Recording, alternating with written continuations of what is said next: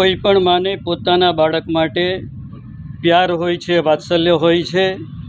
એ બાળકની ઉપર જ્યારે પણ કોઈ પણ પ્રકારની આપત્તિ આવે, વિઘ્ન આવે ત્યારે મા બધું જ કરી છૂટવા માટે તૈયાર હોય છે।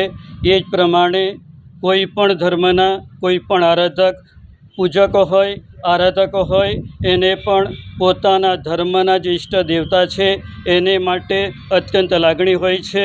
એને માટે એ મરી ફીટવા માટે તૈયાર હોય છે।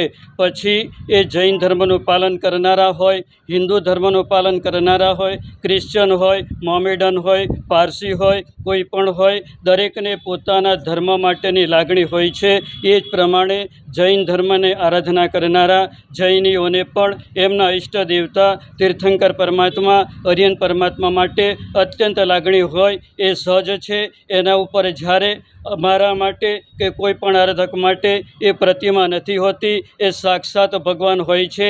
એની ઉપર જ્યારે કોઈ પણ પ્રકારની આપત્તિ આવે ત્યારે એને માટે તમામ ધર્મના આરાધકો પોતાની જાતનું બલિદાન આપવા માટે તૈયાર થાય છે।